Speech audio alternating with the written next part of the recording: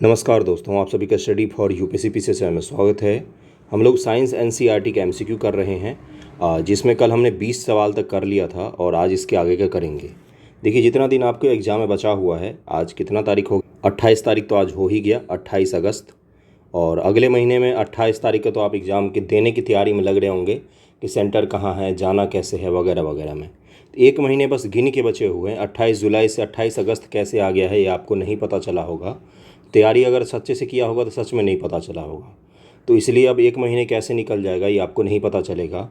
तो जितना हो सके रिवीजन कीजिए। अगर आप हर वीडियो को एक एक बार देख के निकल रहे हैं तो कोई उसका बेनिफिट नहीं मिलेगा आपको। भूल जाएंगे आप एग्ज़ाम में, कन्फ्यूजन में आप निगेटिव लगाएंगे और 1/3 है निगेटिव। यानी कि अगर आपने 3 सवाल गलत कर दिए तो एक सवाल आपका सही भी गलत हो जाएगा। टोटल 4 सवाल आपके गलत हो गए। तो इसको ध्यान में रखते हुए तैयारी कीजिए हमेशा। और प्रैक्टिस करते समय निगेटिव का बचाना है तो रिवीजन करना पड़ेगा आपको कि रिवीजन जितना करेंगे आपका निगेटिव कम होता जाएगा।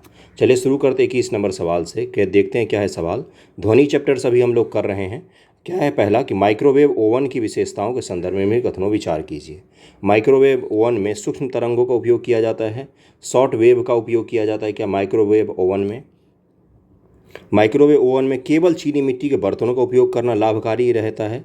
माइक्रोवेव ओवन में धातु के बर्तनों का भी उपयोग लाभकारी रहता है।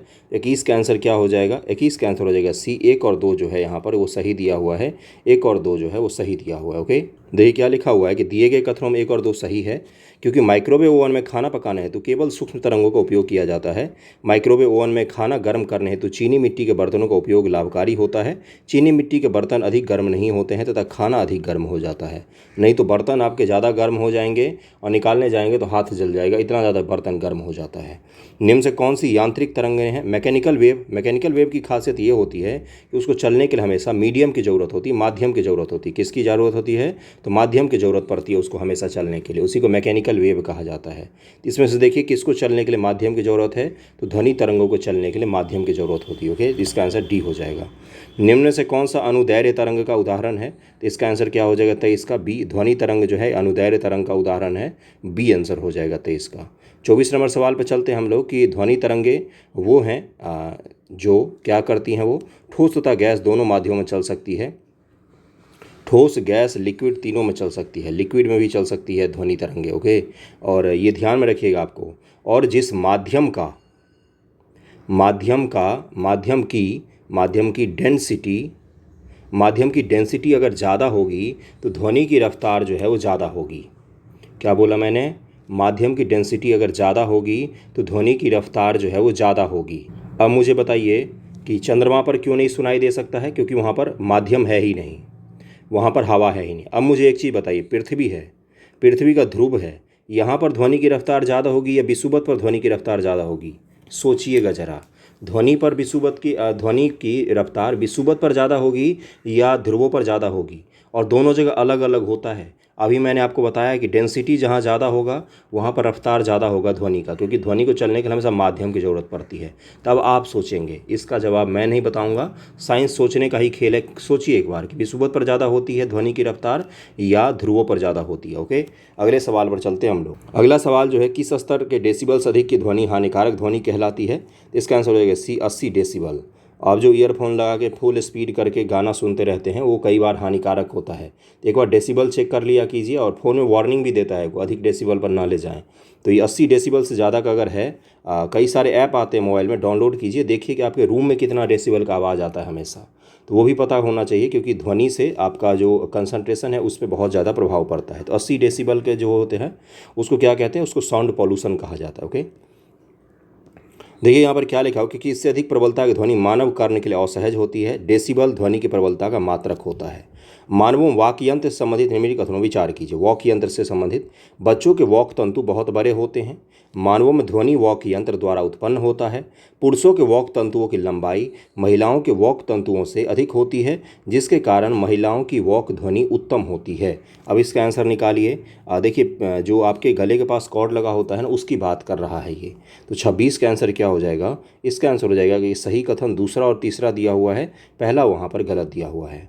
मानवों में वॉक यंत्र से संबंधित कथन 2 व 3 सही है। मानवों में ध्वनि वॉक यंत्र अथवा कंठ द्वारा उत्पन्न होती है।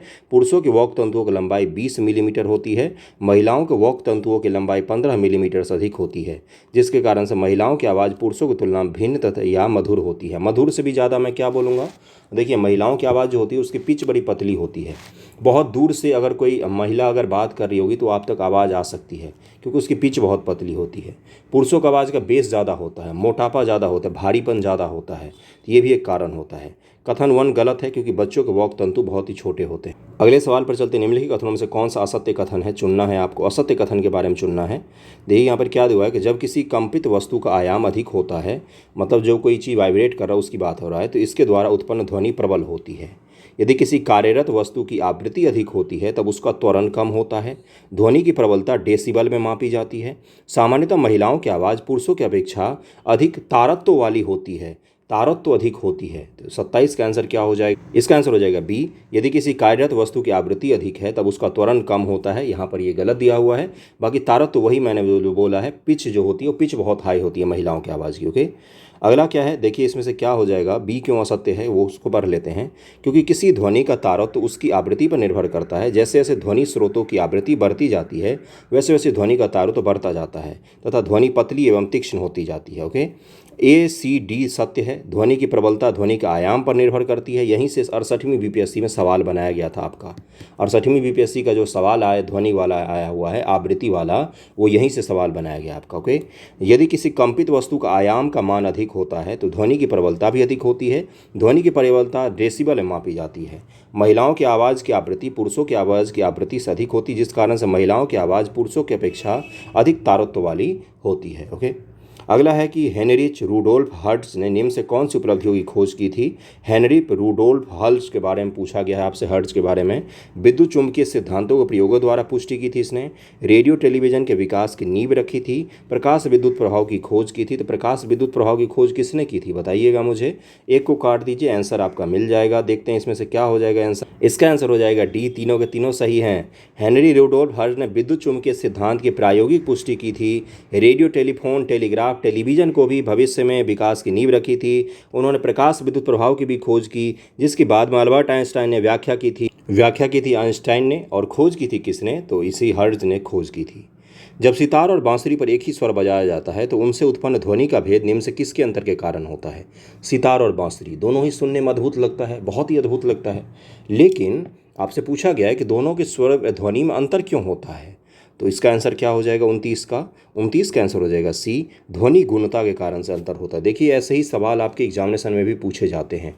आईएएस प्री 2005 का ये सवाल है, तो इसलिए इन सवालों को हल्के मत लीजिएगा, अच्छे से कीजिए इनको। मैं आपको इसलिए बार बार कह रहा हूँ क्योंकि पीटी जो एग्ज़ाम होगा 1/3 निगेटिव मार्किंग के साथ में, आपको अंदाज़ा नहीं है कि कितना कठिन हुआ है वो। मुश्किल से 85 नंबर जाएगा कट ऑफ, बहुत चला गया तो। समझ में आ रही है ना, तो वो इसीलिए कह रहा हूँ थोड़ा सा अच्छे से कीजिए आप। 29 का आंसर क्या हो जाएगा, सी हो जाएगा। 30 नंबर है कि निम्नलिखित कथनों विचार कीजिए। ध्वनि का मोटा या पतला होना इसकी तीव्रता द्वारा निर्धारित होता है।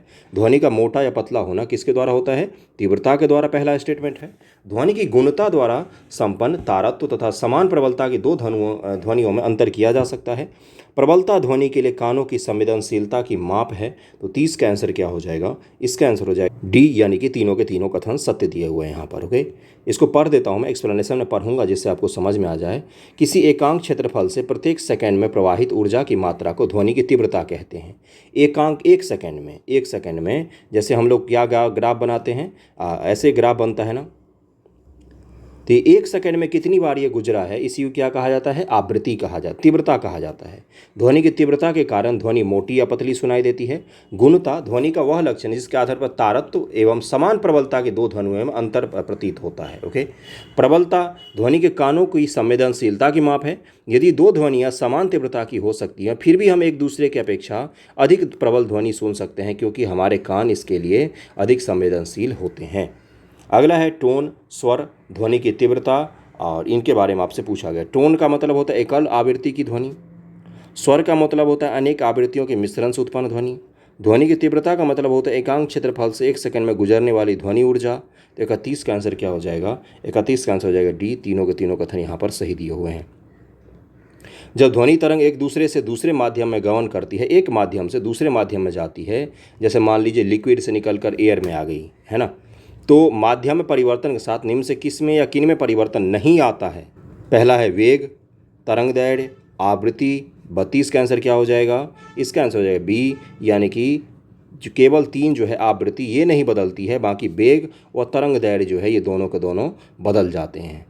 जब ध्वनि एक माध्यम से दूसरे माध्यम में जाती है तो ध्वनि की आवृत्ति पर अपरिवर्तित रहती है, जबकि ध्वनि तरंग का वेग और तरंग दैर्घ्य परिवर्तित हो जाते हैं। इनको ध्यान में ज़रूर रखिएगा, इंपॉर्टेंट होते हैं ये। जैसे आपसे लाइट के बारे में पूछा जाता है कि लाइट जब एक माध्यम से दूसरे माध्यम में जाती है तो क्या क्या बदलता है, उसी प्रकार से ध्वनि में भी कुछ चेंजेज होते हैं। अगला सवाल है कि वायु में ध्वनि की चाल 0 डिग्री सी पर 331 मीटर प्रति सेकंड होती है।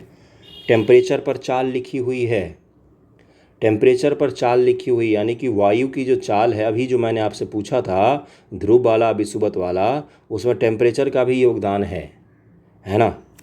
द्रवों तथा गैसों की तुलना में ठोस में ध्वनि की चाल बहुत कम होती है। ठोस का डेंसिटी ज़्यादा होता है या द्रव का डेंसिटी ज़्यादा होता है? प्रकाश की चाल ध्वनि की चाल से बहुत अधिक होती है। इसका आंसर क्या हो जाएगा? 33 का हो जाएगा सी। 1 और 3 जो है यहाँ पर सही दिया हुआ है, दूसरा यहाँ पर गलत दिया हुआ है। सबसे अधिक चाल जो होती है ध्वनि की वो ठोस में ही होती है, ठोस में, क्योंकि ठोस का डेंसिटी वेरी हाई, ठोस का डेंसिटी बहुत हाई होता है। अब सुनिएगा, जब हम लोग हवा को गर्म कर देंगे तो क्या हो जाएगा? हवा की जो गर्म होने के बाद क्या हवा फैल जाएगी, यानी कि उसका डेंसिटी क्या हो जाएगा? कम हो जाएगा। अब आगे बढ़ें, बहुत कुछ मैंने समझा दिया। 1 और 3 इसका सही हो जाएगा। अगला सवाल है कि ध्वनि बूम उत्पन्न होता है, कब उत्पन्न होता है? आपने सुना होगा सुपरसोनिक बूम उत्पन्न होता है, खासतौर से फाइटर जेट्स वगैरह के कारण बहुत तेज़ी से उत्पन्न होता है ये।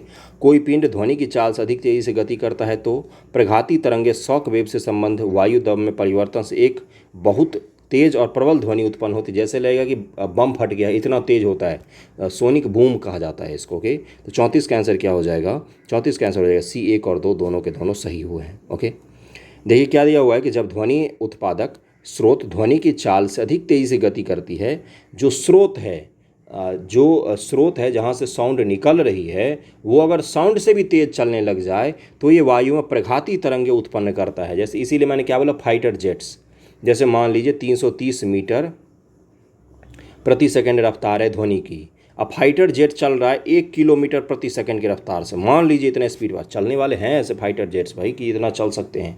मान लीजिए 400 मीटर प्रति सेकंड की रफ्तार से कोई फाइटर जेट चल रहा है, तो वो क्या उत्पन्न करेगा? सुपरसोनिक बूम उत्पन्न करेगा। ओके, अगले सवाल पर चलें। देखिए ध्वनि बूम लिखा हुआ है। स्पष्ट रूप से प्रतिध्वनि सुनने के लिए परावर्तित सतह और सुनने वाले के मध्य कम से कम दूरी होनी चाहिए। वह कितना होना चाहिए? तो 16.5 मीटर होना चाहिए, 16.5 मीटर। जो कॉन्फ्रेंस हॉल बड़े बड़े बनाए जाते हैं, जिनकी दीवारों को कर्व रखा जाता है और उनमें दर्शक और जो स्पीकर होते हैं उनके बीच की दूरियों का भी बहुत स्पष्ट तरीके से ध्यान रखा जाता है। हॉल, सिनेमा हॉल वगैरह जो बनते हैं या बड़े बड़े कॉन्फ्रेंस हॉल, तो उनके डिजाइन में विशेष रूप से ध्यान रखा जाता है कि साउंड किस प्रकार से उसमें घूमेगा।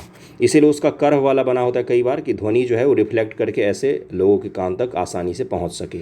इसको भी ध्यान में रखिएगा, 16.5 मीटर की होनी चाहिए कम से कम दूरी। अगला है कि सर्दियों के दिनों की तुलना में गर्मियों में ध्वनि की चाल अधिक होती है। सर्दी की तुलना में गर्मी में ध्वनि की चाल अधिक होती है। ध्वनि का वेग ताप बढ़ने पर बढ़ता है। इसका आंसर क्या हो जाएगा? इसका आंसर हो जाएगा ए। दोनों सही और सही सही स्पष्टीकरण भी यहाँ पर दिया हुआ है। अगले सवाल पर चलते हैं कि अनुरणन बारंबार परावर्तन से ध्वनि में अस्थायित्व की एक स्थिति होती है। सिनेमा हॉल की छत वक्राकार बनाई जाती है जिससे ध्वनि का बारंबार परावर्तन न हो और ध्वनि स्पष्ट सुनी जा सके। अनुरणन को फाइबर बोर्ड, खुरदरे प्लास्टर अथवा पर्दों द्वारा बढ़ाया जा सकता है। इको की बात हो रही है। और स्टेथोस्कोप से चिकित्सीय रोगी की हृदय की धड़कन सुन सकता है। तो 37 का आंसर क्या हो जाएगा? 37 का आंसर हो जाएगा बी। 1, 2, 4 जो है यहाँ पर वो सही दिया हुआ है, तीसरा यहाँ पर गलत है, क्योंकि जो इको होता है उसको कम करने के लिए फाइबर बोर्ड, खुरदरे प्लास्टर अथवा पर्दे वगैरह लगाए जाते हैं रूम में, जिससे क्या होता है घर में इको कम हो जाता है। कॉन्फ्रेंस हॉल में जो पर्दे वगैरह लगे होते हैं वो इस कारण से भी लगे होते हैं कि इको वगैरह जो है वो कम हो जाए। तो इसका आंसर क्या हो जाएगा? इसका आंसर हो जाएगा 1, 2, 4 बी आंसर हो जाएगा। अगले सवाल पर चलते हैं। निम्न कथनों में से पढ़िए और इनका निकालना है। अनुरणन विशेषतः बड़े गिरजाघर या अन्य बड़े भवनों में प्रतीत होता है। बड़े घरों में आपको जब आप वो घर अगर खाली होगा तो उसमें बोलेंगे तो आवाज़ टकराती है। दीवार, छतों एवं धरातल से ध्वनि का परावर्तन हो सकता है। तो 38 का आंसर क्या हो जाएगा, बिल्कुल सही है और स्पष्टीकरण भी दिया हुआ है, ए आंसर हो जाएगा। रिफ्लेक्शन की बात हो रही थी। अगले सवाल पर चलते हैं कि 5 वर्ष से कम आयु के बच्चे तथा कुत्ते पराश्रव्य ध्वनियों को सुन सकते हैं। बच्चे पराश्रव्य ध्वनि को सुन सकते हैं क्या? व्हेल, हाथी अपश्रव्य, जबकि डॉल्फिन और चमगादड़ पराश्रव्य ध्वनियाँ सुन सकते हैं। सामान्य मनुष्य के लिए ध्वनि की श्रव्यता का परिसार 20 हर्ट्ज से 20,000 हर्ट्ज तक होता है। सुनिएगा मेरी बातों को, 20 हर्ट्ज जो सबसे लोएस्ट हम लोग साउंड सुन सकते हैं, और 20,000 हर्ट्ज जो होता है ये सबसे हाईएस्ट हम साउंड सुन सकते हैं। इससे कम को कहा जाता है अपश्रव्य, 20 हर्ट्ज से कम को कहा जाता है अपश्रव्य, और 20,000 हर्ट्ज से ज़्यादा ध्वनि को क्या कहा जाता है, पराश्रव्य कहा जाता है। ओके, और इसको ध्यान में रखिएगा, यही इसी के बारे में सवाल पूछा गया है। तो इसका आंसर क्या हो जाएगा, इसका आंसर हो जाएगा ए, 1 और 2 सही है। और तीसरा गलत क्यों है, क्योंकि 2000 हर्ट्ज लिखा हुआ है जबकि 20,000 हर्ट्ज होना चाहिए था। आप भी ध्यानपूर्वक पढ़िएगा, मैंने इसको 20,000 हर्ट्ज पढ़ दिया था अभी। आप भी ध्यानपूर्वक पढ़िएगा, एग्जाम में 2000 लिखा हुआ है कि 20,000, ये 2000 हर्ट्ज लिखा है जबकि 20,000 हर्ट्ज तक हम लोग सुन सकते हैं। देखिए यहाँ पर क्या लिखा हुआ है कि 5 वर्ष से कम आयु के बच्चे तथा कुत्ते 25 किलो हर्ट्ज तक ध्वनि अर्थात पराश्रव्य ध्वनियों को सुन सकते हैं। जैसे जैसे मनुष्य की आयु बढ़ती है उसके कान उच्च आवृत्तियों के लिए कम सुग्राही होते जाते हैं। व्हेल तथा हाथी अपश्रव्य ध्वनियों परिसर की ध्वनियाँ उत्पन्न करते हैं, जबकि डॉल्फिन और चमगादड़ पराश्रव्य ध्वनियाँ उत्पन्न करते हैं। अपश्रव्य ध्वनि की आवृत्ति श्रव्य तरंगों की न्यूनतम आवृत्ति से भी कम होती है और पराश्रव्य की 20 किलो हर्ट्ज से भी ज़्यादा होती है। निम्न से कौन से कथन पराश्रव्य ध्वनियों पराध्वनियों का अनुप्रयोग है, इनके एप्लीकेशन से सवाल पूछे जाते हैं। ऐसे भागों की सफाई में किया जाता है जहां पहुंचना कठिन होता है, जैसे सर्पिल कार, नाला, विषम आकार के पुर्जे, इलेक्ट्रॉनिक अवयव इत्यादि। चिमनी वगैरह सबके साफ करने में भी उपयोग किया जाता है। धातु के ब्लॉक में दरार तथा अन्य दोषों का पता लगाने में भी इसका उपयोग किया जाता है। गुर्दे की पथरी को बारीक कणों में तोड़ने के लिए भी इसका उपयोग किया जाता है। मानव शरीर के आंतरिक भागों का प्रतिबिंब प्राप्त करने के लिए भी इसका उपयोग किया जाता है। 40 का आंसर क्या हो जाएगा, इसका आंसर हो जाएगा डी, 1, 2, 3 सही है, चौथा गलत है। मानव शरीर के आंतरिक अंगों का प्रतिबिंब प्राप्त करने के लिए इसका उपयोग नहीं किया जाता, ये लिखा हुआ है, जबकि किया जाता है। इसका आंसर क्या हो जाएगा कि 1, 2, 3 तो सही है, लेकिन चौथा क्यों नहीं सही है, क्योंकि इसका उपयोग किया जा सकता है मानव शरीर के आंतरिक अंगों का प्रतिबिंब प्राप्त करने के लिए। तो इसको ध्यान में रखिएगा, इसको ध्यान में रखिएगा, क्योंकि अनुप्रयोग से सवाल यूपी वाले, बिहार वाले खूब पूछते रहे हैं हमेशा, इसलिए आपसे पूछा जा सकता है इसको। ओके, देखिए यहाँ पर लिखा हुआ है कि चिमनी वगैरह के साफ सफाई में भी इसका उपयोग किया जाता है। अगले सवाल पर चलते हैं। अगला सवाल है, निम्नलिखित कथनों विचार कीजिए। चमगादड़ गहन अंधकार में भोजन की खोज के लिए पराश्रवी ध्वनि का उपयोग करता है, उत्सर्जित करता है, फिर वो टकरा कर जब उसके पास आता है तो वो इससे ये एनालिसिस करता है कि भाई कहाँ पर कौन सी चीज़ें हैं। सोनार तकनीक का उपयोग समुद्र की गहराई ज्ञात करने तथा जल के अंदर स्थित चट्टानों, घाटियों इत्यादि की जानकारी करने के लिए किया जाता है। सोनार केवल परपाइन मछलियाँ भोजन के लिए श्रव्य तरंगों का उपयोग कर सकती हैं। तो इसका आंसर क्या हो जाएगा, 41 का आंसर हो जाएगा सी, 1 और 2 जो है दिया हुआ है वो यहाँ पर सही है। तीसरा यहाँ पर गलत दिया हुआ है। क्यों तीसरा गलत है, क्योंकि अन्य भी जीव हैं जैसे डॉल्फिन, कछुआ भोजन की प्राप्ति के लिए पराध्वनि का उपयोग करते हैं। पराध्वनि संसूचक यंत्र द्वारा मानव शरीर के आंतरिक अंग, यकृत, गुर्दे इत्यादि का प्रतिबिंब प्राप्त किया जा सकता है। इकोकार्डियोग्राफी, ईसीजी तथा अल्ट्रासोनोग्राफी में पराश्रव्य ध्वनियों का उपयोग किया जाता है। तो 42 का आंसर क्या हो जाएगा, सी हो जाएगा। दोनों को दोनों जो यहाँ पर दिए हुए वो सही दिए हुए हैं। अगला सवाल पर चलते हैं हम लोग। अगला सवाल है कि मानव कान के संदर्भ में ध्वनि विचार कीजिए। कर्ण पल्लव परिवेश से ध्वनि एकत्रित करता है, जो कान का आपका बाहर का सिरा है उसके बारे में। आंतरिक कर्ण में कर्णावर्त दाब परिवर्तनों को विद्युत संकेतों में परिवर्तित कर देता है। कान में मुकदरक हड्डी कंपनों को घटा देती है। तो 43 का आंसर क्या हो जाएगा, 1 और 2 जो है वो सही है। तीसरा यहाँ पर गलत दिया हुआ है। तीसरा क्यों गलत है, क्योंकि मध्य कर्ण में 3 हड्डियाँ होती हैं, मुकदरक, निहाई तथा वलयक विद्यमान होती हैं। ये हड्डियां एक दूसरे से जुड़ी होती हैं तथा कर्णपटह के कंपनों को 1-2 गुना बढ़ा देती है, ये नौकी घटाती है। इसका आंसर क्या हो जाएगा, 1 और 2 सही था, तीसरा गलत था। अप्रगामी तरंगें उत्पन्न होती हैं, अप्रगामी तरंगें उत्पन्न होती हैं खुले पाइपों में, तनी हुई डोरी में। तो इसका आंसर है सी, दोनों के दोनों सही हैं, दोनों में उत्पन्न होती हैं। अप्रगामी तरंगें जो होती है खुली पाइप और तनी हुई डोरी में उत्पन्न होती हैं, जो कि 2 अनुदैर्ध्य प्रगामी तरंगों के अध्यारोपण से बनती है। तनी हुई डोरी में अनुप्रस्थ अप्रगामी तरंग उत्पन्न होती है कि जो कि दो अनुप्रस्थ प्रगामी तरंगों के अध्यारोपण से प्राप्त होती है। तो इसका आंसर हो जाएगा सी। 1 और 2 जो है यहाँ पर सही दिया हुआ है। अगला सवाल है कि कम लंबाई की बांसुरी से निम्न आवृत्ति की तरंगें उत्पन्न होती हैं। अगला है कि ध्वनि शैलें ठोसों में केवल अनुदैर्घ्य प्रत्यक्ष तरंगों के रूप में प्रगामी होती है। 45 का आंसर क्या हो जाएगा? इसका आंसर हो जाएगा डी, यानी कि दोनों के दोनों यहाँ पर गलत दिए हुए हैं, एक भी सही नहीं है इसमें से। इसका एक्सप्लेनेशन मैं पढ़ा देता हूँ आपको। क्या है कि दिए गए कथनों में 1 और 2 दोनों ही सही नहीं है। बांसुरी से उत्पन्न किसी तरंग की आवृत्ति उसके तरंग दैर्घ्य अथवा लंबाई के व्युत्क्रमानुपाती होता है। लंबाई ज़्यादा होगा तो वो कम हो जाएगा। अतः कम लंबाई की बांसुरी से उच्च आवृत्ति की तरंगें उत्पन्न होती हैं। ठोसों शैलों में ध्वनि तरंगें अनुप्रस्थ तथा अनुदैर्घ्य दोनों तरंगों के रूप में प्रगामी होती हैं, जबकि तरलों में ये अनुदैर्घ्य तरंगों के रूप में प्रगामी होती हैं। जब लगभग समान आवृत्ति की दो ध्वनि तरंगें किसी माध्यम से एक ही दिशा में गतिमान हो तो उनके अध्यारोपण से उत्पन्न ध्वनि की प्रगामी तीव्रता में होने वाले उतार चढ़ाव क्या कहते हैं? इस क्रिया को कहा जाता है विस्पंदन। विस्पंदन कहते हैं इसको। जब लगभग समान आवृत्ति की दो ध्वनि तरंगें किसी माध्यम से एक ही दिशा में गतिमान हो तो उनके अध्यारोपण से उत्पन्न ध्वनि की परिणामी तीव्रता माध्यम के प्रत्येक बिंदु पर एकांतर क्रम में घटती बढ़ती रहती है। ध्वनि की तीव्रता में होने वाले उतार चढ़ाव की घटना को विस्पंदन कहा जाता है। डॉपलर प्रभाव के उपयोग के संदर्भ में निम्नलिखित कथनों पर विचार कीजिए। डॉपलर प्रभाव के उपयोग के बारे में बताना है। क्लास 11th की एनसीईआरटी से ये सवाल लिया गया है। सेना, औषधि विज्ञान जैसे विभिन्न क्षेत्रों में पिंडों का वेग मापने के लिए इसका उपयोग किया जाता है। मॉनिटरिंग स्टेशन पर पिंडों द्वारा परावर्तित तरंगें प्राप्त करके इनकी आवृत्ति ज्ञात करने में किया जाता है। तारों का वेग मापने के लिए किया जाता है इसका उपयोग। तारों के प्रकाश का ताप मापने के लिए इसका उपयोग किया जाता है। 47 का आंसर क्या हो जाएगा? इसका आंसर हो जाएगा डी। 1, 2, 3 यहाँ पर सही है, चौथा यहाँ पर गलत दिया हुआ है। ओके, क्योंकि प्रकाश का ताप मापने के लिए वीन के विस्थापन का नियम का उपयोग किया जाता है। कल मैंने आपको बताया था कि वीन का जो विस्थापन का नियम है ये किसके लिए उपयोग किया जाता है? तो प्रकाश का ताप मापने के लिए किया जाता है। कल भी मैंने आपको बताया था।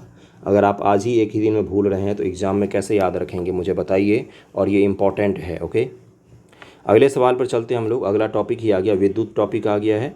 विद्युत टॉपिक को हम लोग एक पूरे वीडियो में ही करेंगे क्योंकि इसमें काफ़ी सारे सवाल हैं और ये आपके लिए इम्पॉर्टेंट भी है। बाकी अभी छोटे वीडियो ही देखिए, और क्या करना है आपको, रिवाइज़ करने की कोशिश कीजिए जितना ज़्यादा हो सके। रिवाइज़ कीजिए 1 बार, 2 बार, 3 बार। टॉपिक को बेसिक से, सिर्फ और सिर्फ एमसीक्यू से नहीं होगा। रिवाइज़ भी कीजिए, बुक्स को पढ़िए और बुक को पढ़ के बेसिक को रिवाइज़ करने की कोशिश कीजिए। Okay, thank you so much आप सभी का।